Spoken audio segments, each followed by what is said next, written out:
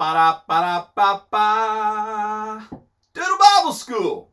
Here we are together, doodling and trying to make the Bible not only applicable, but something that sticks in our mind. You know, I've got a lot of things that I apply in life, but sometimes I have to remind myself, go back, and review the rules or review the standards or review the instructions because I just can't keep it up there in my head. We don't want the Bible to be that way. We want it to be right there, instantaneous, able to pull it back because we're staying with the Lord so much that His Word just resonates in our heart. And so that's what the Doodle Bible School is all about. It's not just remembering, but it's applying. And it's not just applying, it's having it up in our minds in such a way that the remembrance and the application, they just kind of boom in our life. That's what I'm hoping Doodle Bible School will do for you. Investigating numbers. We are continuing in this marvelous book of wilderness wanderings. We're actually getting into more of the wilderness wanderings in the first half of this semester. We spent a lot of time just talking about getting going, and preparations to get going. But we're now going. We're now on our way. And as you can see, my man Moses there, on our way to the promised land. Segment number 1, as we always do, because it's Doodle Bible School, it's time to doodle. So let me grab my doodle-lator and my doodle-a-dee. Let's see if you can doodle with me. That wasn't bad. It just came right out my face, but I wasn't happily bad. Happily bad. That wasn't too bad. All right, guys. First of all, and I'll probably take this down next week, but first thing we want to do is review. This is what we've talked about in the first semester, and so you might go back through those, parents, if you will, or older students, whatever. Just go back through those and review them on your own, and make sure that you got them in your head. As you know, Gabriel spends a lot of time trying to put these doodles together where he incorporates the number of the chapter into a picture that should remind you of the theme of that particular chapter. And so he does a really good job. I'm really proud of him. But that being said, now let us journey into what we're going to talk about today, chapter 23. Get that over there. All right, here we go. Chapter 23. As you can see over there, 21, that's when they're getting bit by the snake, and Moses was told to make that brass serpent. They had to look at it if they wanted to be healed. 22 got the talking donkey. Wasn't that a neat story? And then in chapter 23, you can see the 23, can you not? This is Balaam's blessing. Now, you might recall, as we're dealing with Balaam, he's got about 3 or 4 chapters here that deal with him, and really kind of an odd story. This king Balak, he is sent far to this man Balaam, who is known for being able to talk with God. And so he brings Balaam, and the purpose is Balak is afraid of the children of Israel because they're so numerous, etc. And he wants Balaam to curse the children of Israel. And Balaam says, I can't do anything except what God tells me to do. And so this is the part where Balak is leading him, and it's not the only, by the way, next chapter we're going to deal with the same thing. But Balak is leading him to a place where he can oversee, he can look over all the masses of people. And Balak is saying to Balaam, it's hard to keep those two straight. Balak, the king, is saying to Balaam, I want you to curse them. Well, Balaam says, okay, make me a bunch of altars and I'll see what God says. And God says, don't you be cursing my people. Okay, let's see if we can do this.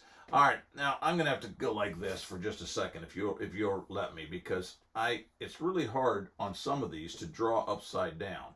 And so let me just go like this. All right, if I can get that far, I think I can go ahead upside down. Now, inside our word bubble, we're going to put an exclamation point, okay?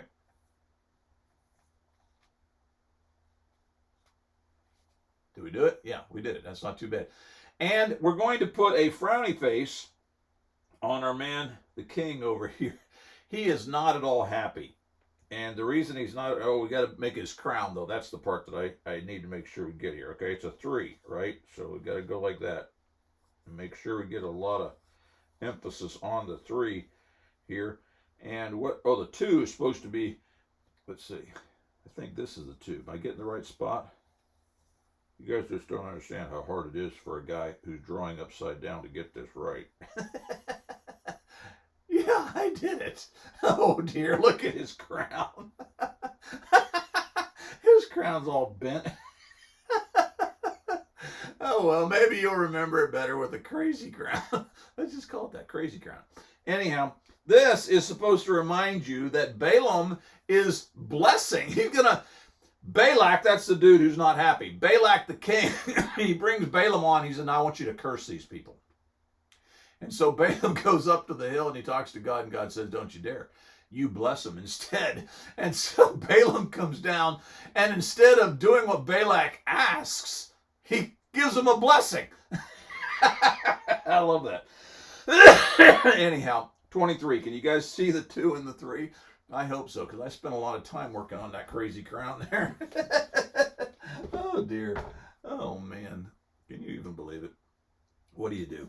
All right, so 23. This is where Balaam is going to give his first set of blessings.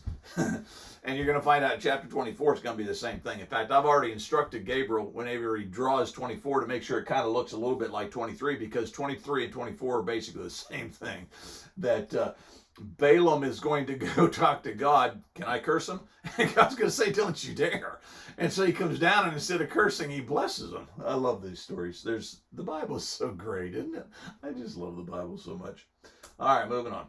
So, if I were going to ask you a couple questions about segment number 1, it would be, what is the theme of Numbers chapter 23? Crazy crown. That's the theme. We're going to call it Crazy Crown. Oh, dear.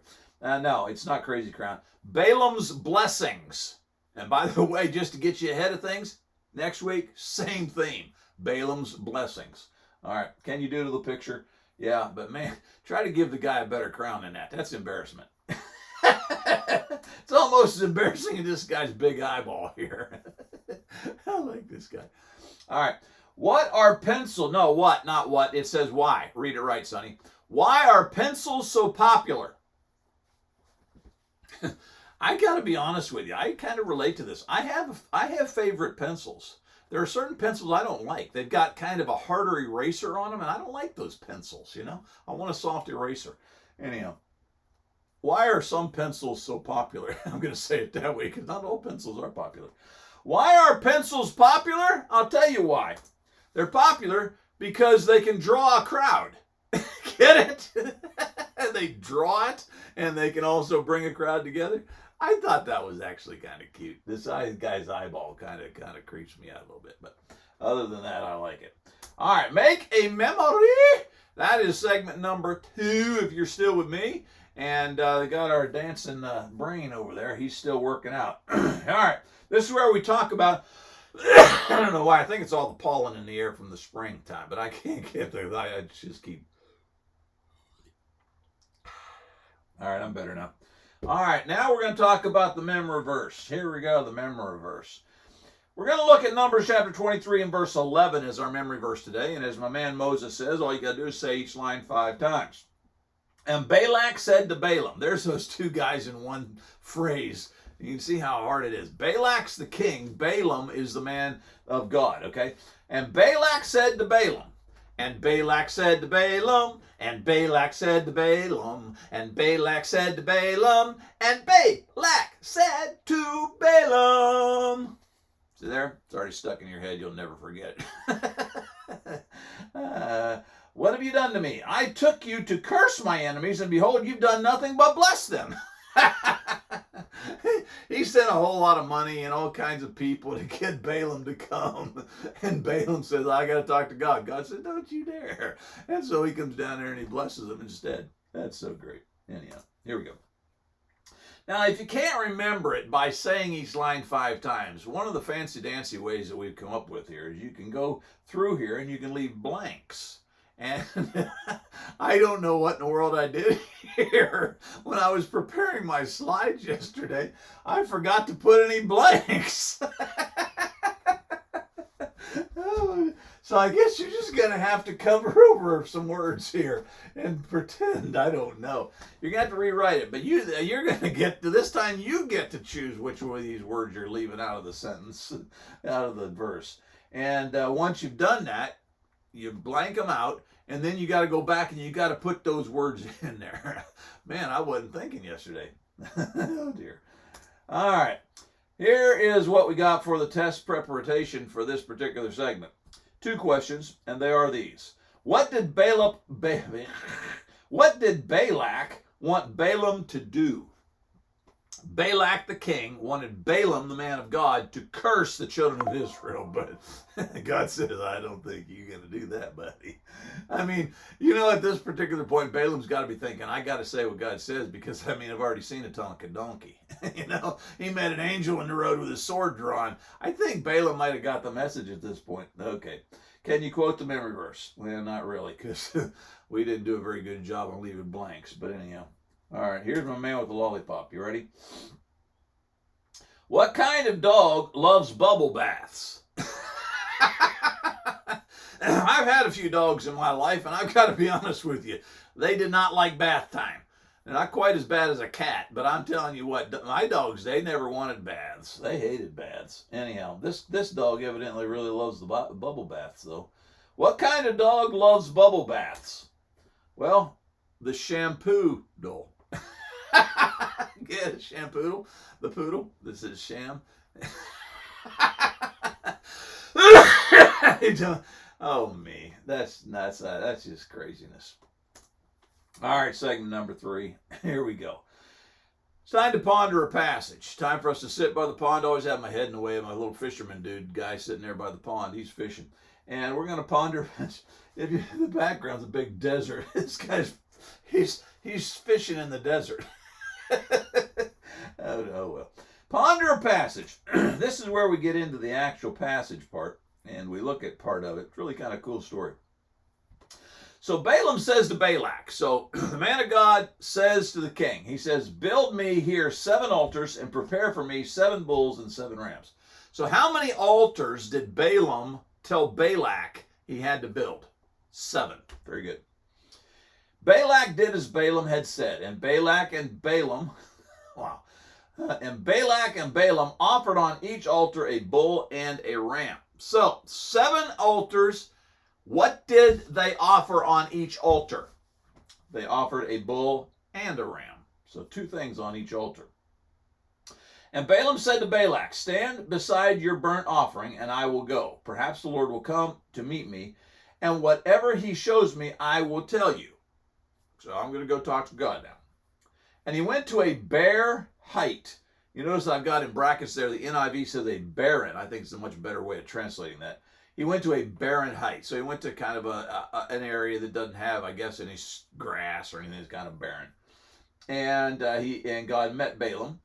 And Balaam said to him, I have arranged the 7 altars, and I've offered on each altar a bull and a ram. And the Lord put a word in Balaam's mouth and said, return to Balak, and thus you shall speak. And you notice the ... that. I didn't put everything that Balaam is going to say, but it's basically good stuff about Israel. Verse 7, and Balaam took up his discourse, and he said, so this is what God told him to say.